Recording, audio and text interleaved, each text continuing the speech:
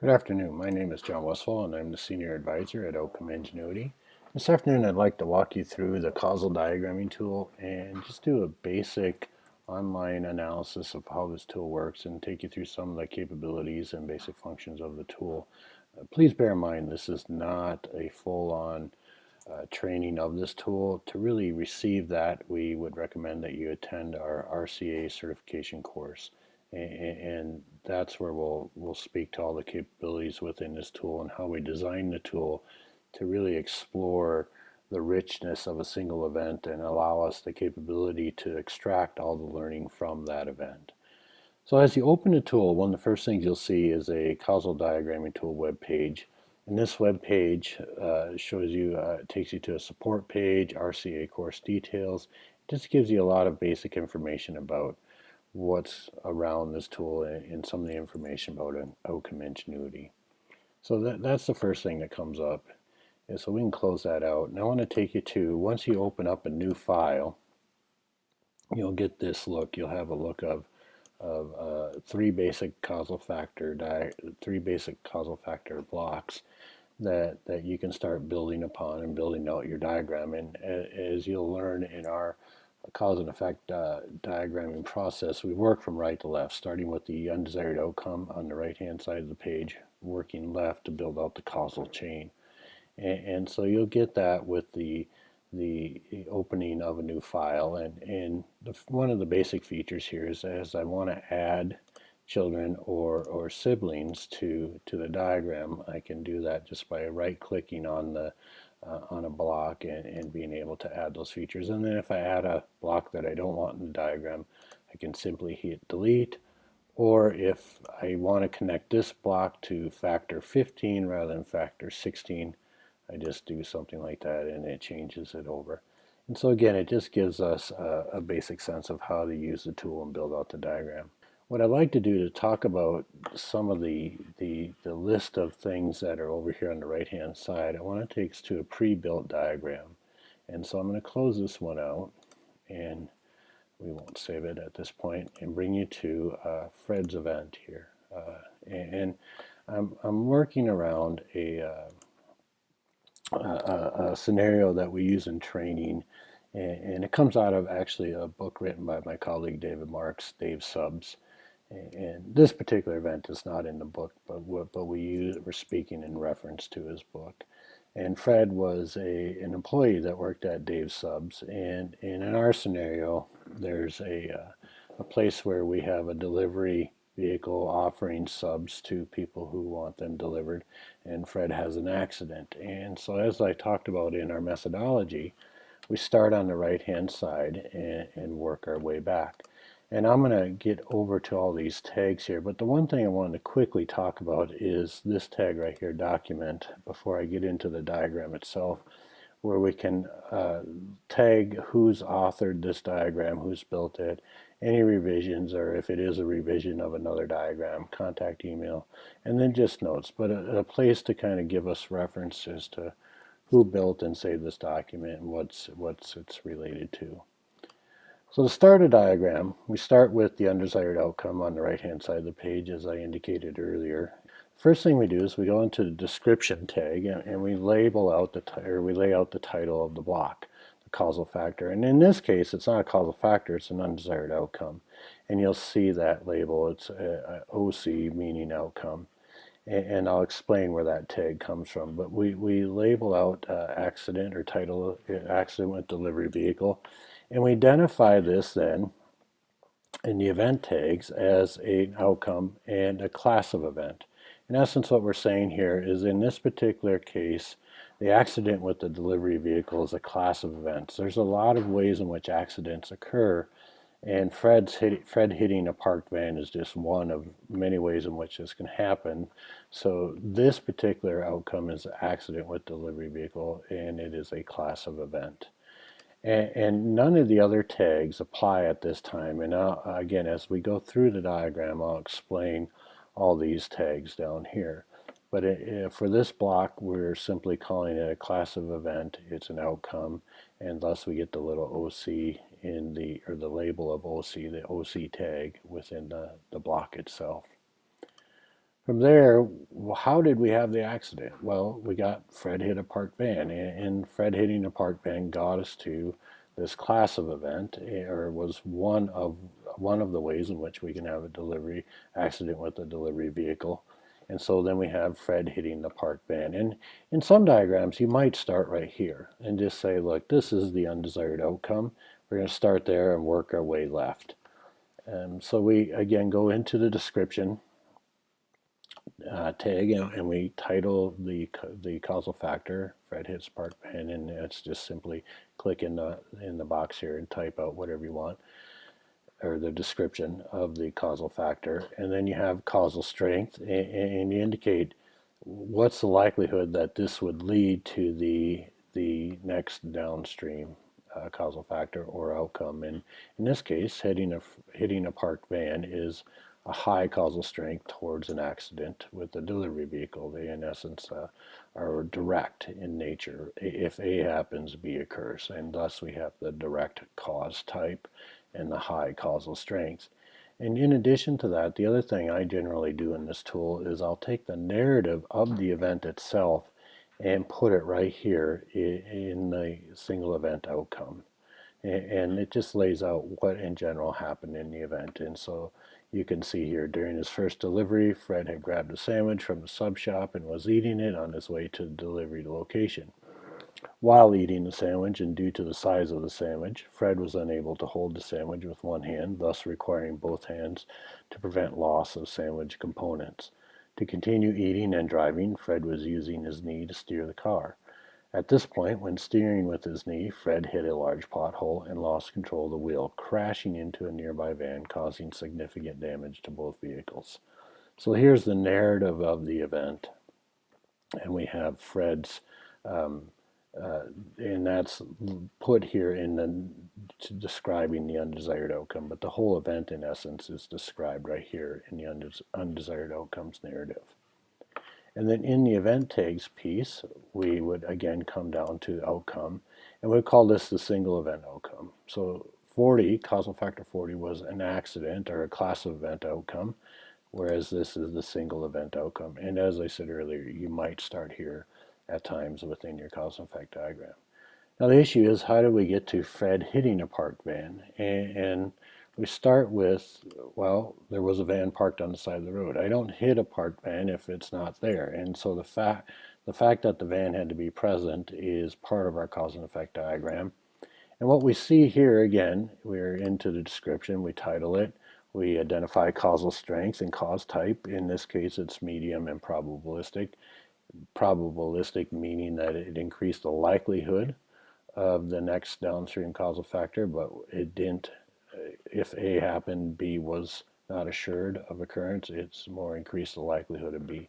So thus you have the van being parked on the road as a probabilistic cause.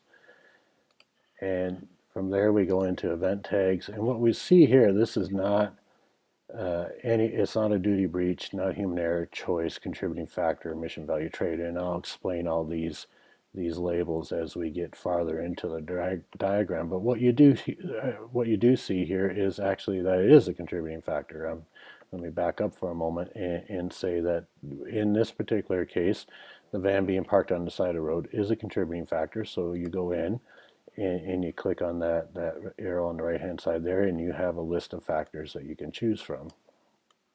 And in this case, we indicate it was an environmental factor. Now, if I didn't select it, you would not see the tag. The moment I select environmental factors, you see the tag within the block. And for this block, that's about it. We have a description of what it is. We identify causal strength, cause type, and then we move into event tags. And we see that we have a contributing factor identified, and that takes care of this block. In addition to the van being parked on the side of the road, for Fred to hit the parked van, we also needed him to lose control of the vehicle, or the causal factor in all this was that Fred did lose control of the vehicle. And so again, we come in, as what we would do here is add a sibling, add a child. You would come in and type, you would come in and type the title, and in this case it would be Fred lost control of vehicle. And then you would work through the analysis. And what this tool is doing is helping you not only build the cause and effect chain, but analyze the components within the chain and really help you identify, well, what are the things that made up this chain, and where am I going to be able to intervene in an effective way? And so to add this particular block, this is what you would do. And I'll just delete this for now. And so you've added the block, you come in, you put in the title as I showed, and then we come in and say, okay, was there a duty breached here? Was Fred losing control of the vehicle a duty breached? And it was. And so you would have a value-based or outcome-based or procedural-based duty. And this flows out of the Just Culture model or culture of accountability courses. And again, the more in-depth review of this will occur in our certification courses. So in this case, we labeled it as a values-based and outcome-based duty, and thus we have a duty breached, and we get the little green tag there with duty breached. And then we have the ability to say, well, we've had a breach of duty. What was the quality of this breach? Was it purposeful, knowledgeable, human error, at risk? What was it? And so built into this tool is the Just Culture values-based algorithm. And so what I can do is go in here and hit assess, and it will take me to the values-based the questions within the values-based algorithm. And so it'll ask me, was it the employee's purpose to cause harm? Did Fred? No, it was not his purpose to cause harm to the vehicle. Did he knowingly cause harm? No. Did the behavior of losing control of the vehicle represent a substantial and unjustifiable risk? And we could say yes. And again, for further explanation, you really have to attend, again, the Just Culture or Culture of Accountability course. So next question here, did the employee consciously disregard the substantial and justifiable risk? We would say no. Should have he known he was taking a substantial and justifiable risk? Yes. Did he choose the behavior? No. We get to a human error. And so we hit finish. That takes us back to the causal diagram. We see that the Just Culture assessment labels it as a human error, which then we can go in and say, okay, it's a human error. Well, was it a slip, lapse, or a mistake of fact? And I think what we call this is an action error or a slip. And so we identify slip there. We don't see, you can't have an error and a choice, so the choice is not relevant here. You may come in and say, well, are there contributing factors that played a role in this? And you might put that in here, and you could say, job, task, information, whatever individual factors might be one that you would click here. And so you would click individual factors, and now you have the contributing factor tag also in this block. Were there any mission or value trades going on? Did I put the mission over the value? And we'll see that in other blocks. And then obviously this is not an outcome. We've already dealt with that. And so we have these tags. Now one of the things I could do is come into the next table down here and say, well, let me do a little bit of a risk mitigation index analysis. Of all the places I might be able to intervene in this event, this perhaps is a place where I could intervene. And this might be the place where I apply resources to break the chain. And as you think about mitigating events, and what this tool helps you do is helps you identify where I break the chain. So I don't have to fix everything within the causal chain to mitigate the event. I just have to break the chain. And breaking the chain doesn't move the event to zero risk. It just mitigates the risk. Thus, the title Risk Mitigation Index. It's a qualitative analysis to help us assess where we're going to go apply resources to mitigate this particular risk. And so what you see here is impact severity score. And this is just considering the causal factors effect or on the likelihood of the undesired outcome. So Fred losing control of the vehicle, is that going to result in the hitting the parked van? And you might say, yeah, that's a relatively high impact severity score. And so you would go into what's the likelihood that Fred loses the control of the vehicle? And you might say, oh, that's really in the low range, and you might set a score of 3, but the upper tier, the low range. And then, do we have an ability as an organization to change this? Is this something we can really address? Again, I think you would be probably in the low range. This is not the place where we can really changing Fred losing control of the vehicle. Just this piece is going to be difficult, and so we might set a 3 in here, and well, actually maybe even a 2 or a 1, but we'll say 2 for now. And so we have a risk mitigation index score of 48. And so now that we've done the risk mitigation index, we have a score of 48. We've understood that it's an error, it's a slip in particular, and we think individual factors were contributing to why they occurred, and we have the description. And now one other piece that we can go in and assess around this particular box is we can get into the 5 rules of causation. And these rules just serve as a way for us to audit our diagram as we go. So in our model of conducting an event investigation, we apply these rules to ensure that we've established a good causal chain and that we haven't allowed noise to enter into our event investigation and cloud the picture of risk that we're getting from this single event.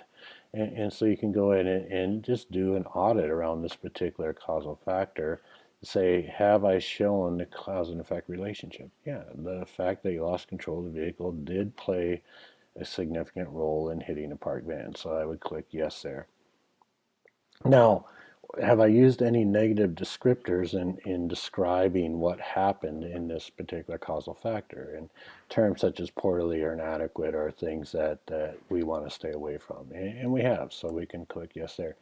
If this was a human error, do I have the preceding cause? Well, actually I do. I am showing the preceding causes here in the diagram. So again, I would click that. Now this wasn't an at-risk behavior, so I don't have an assessment around Rule 4. And then was there, now the only time I can make failure to act causal is when there is pre-existing duty act. So in other words, did Fred have the duty to maintain control of the vehicle? And we could say, yeah. Or you might say, well, there was no guardrail. So we might put in a block here, no guardrail. Well, there may never been a duty for a guardrail to be present, thus you can't make that causal. So only if I had the duty to do something can I be causal in the event. And that's really what this particular rule is assessing. And again, in our RCA course, we would cover these in great detail and explain what these 5 rules are really seeking to audit or examine within your particular event investigation.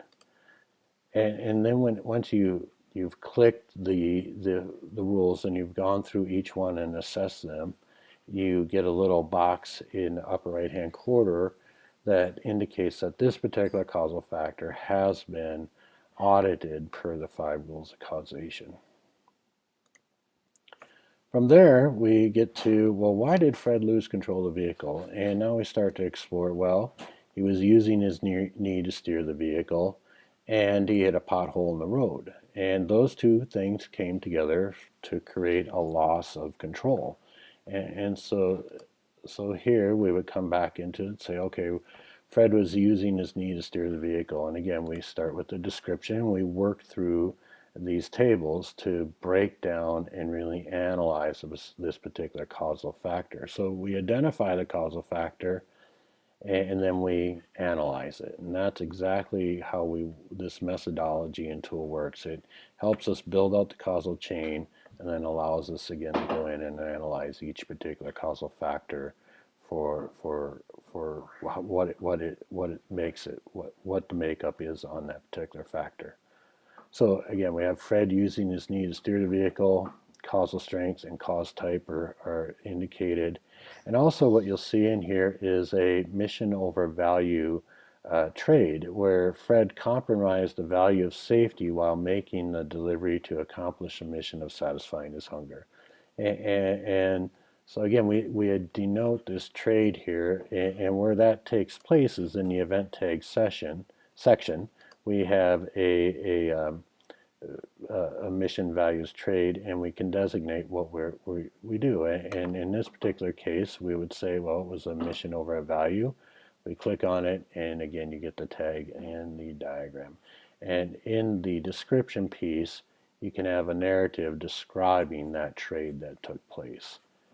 Along with that, in the event tags, you would identify again duty breached, and you could do the just culture assessment. And in this instance, we wouldn't say that it was an error for Fred to use his knee. That was not an inadvertent action. He chose to use his knee to steer the vehicle. Thus, we would identify a behavioral choice here. And then the question becomes, well, was it at risk, reckless, knowledge, purpose? And again, we could use a just culture assessment to help us identify the quality of choice there. And in this instance, we arrived at risk.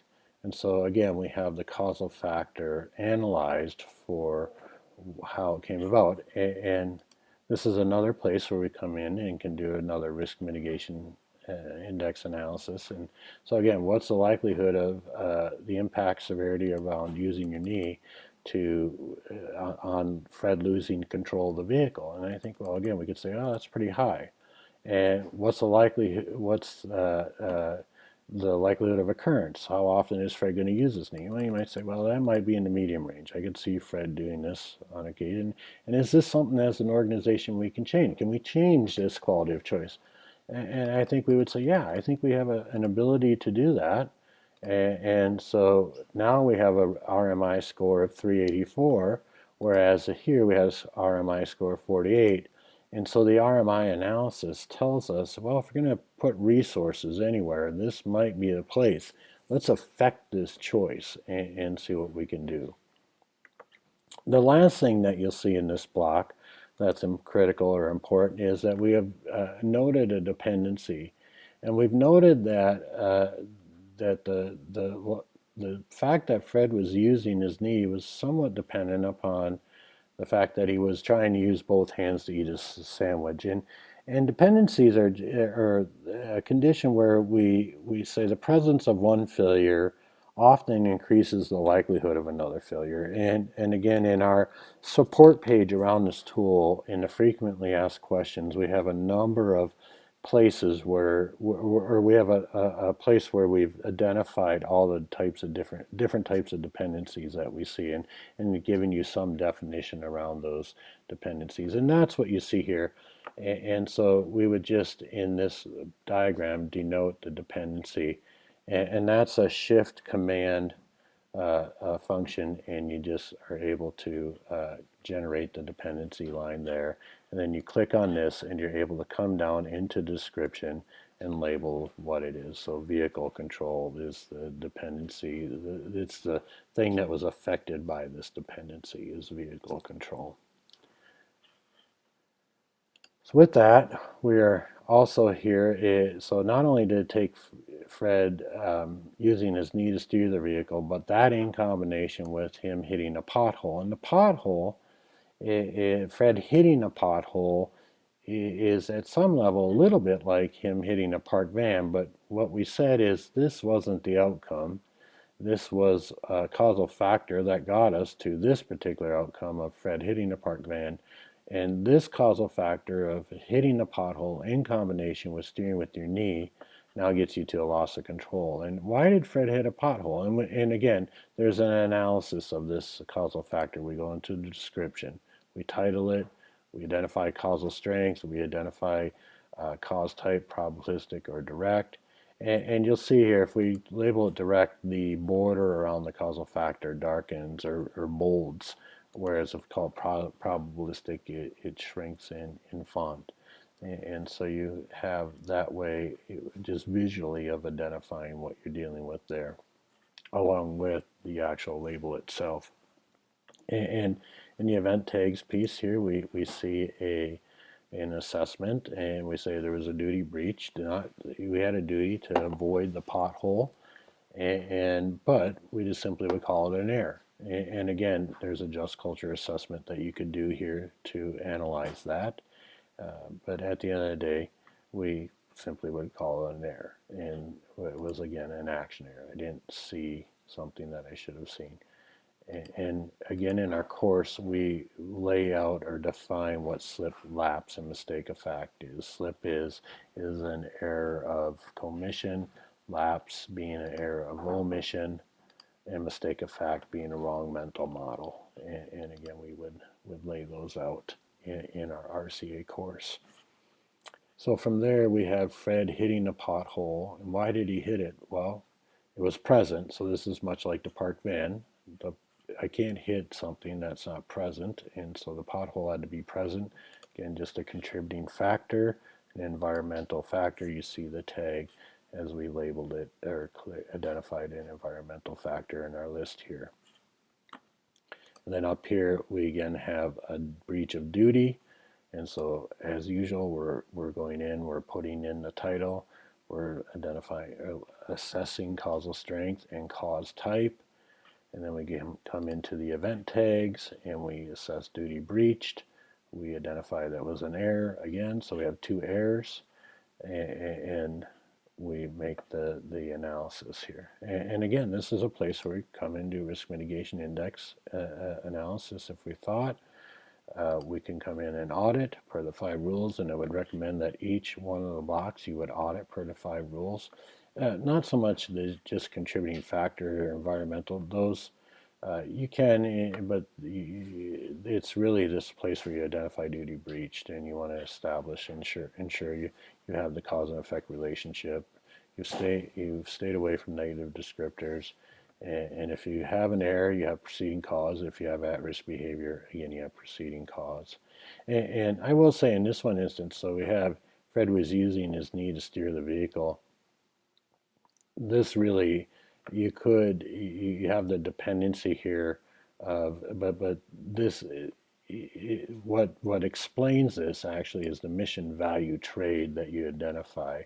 And it would be okay if you wanted to come in and put another block here, so you could add a child and say, well, I want to lay out this mission value trade, so you could take this narrative here. But what we thought it was easier and perhaps more structured is just by allowing this choice to be explained by the mission value trade tag, and so therefore the additional causal factor isn't needed.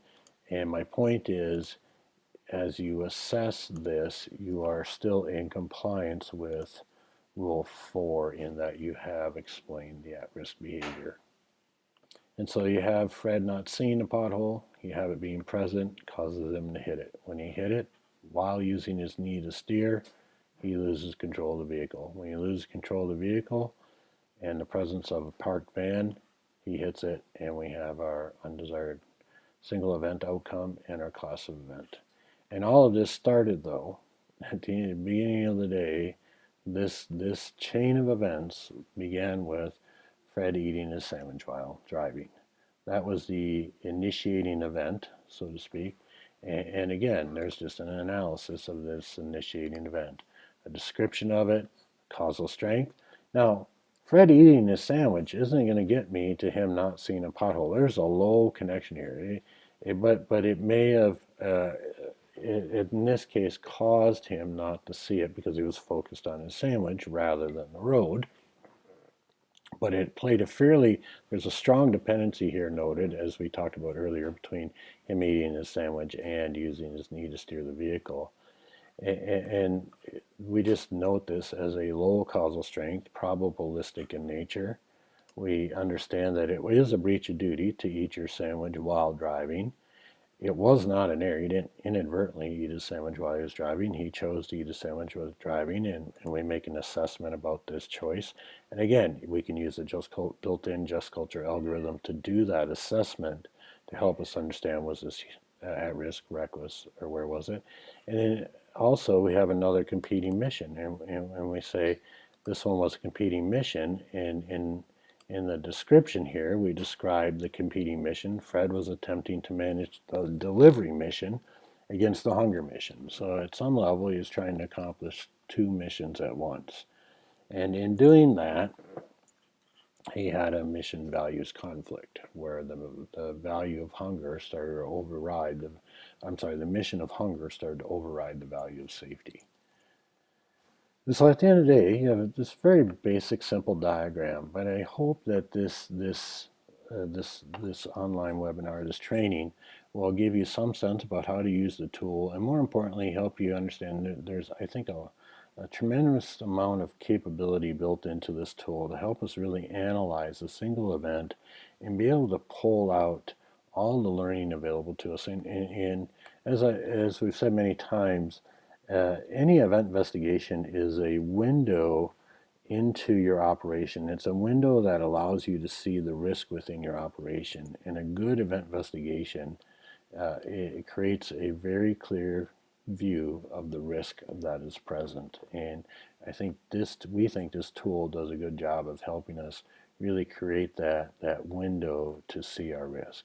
So I thank you for your time. I hope you find the tool valuable. And again, this is really about us being able to extract the richness of a signal event and extract the learning from a single event. But please bear in mind, this is not the end-all be-all training for this tool. If you would like to have further information about this tool and further learning, please consider attending one of our RCA courses. Thank you for your time. Hope you have a wonderful day.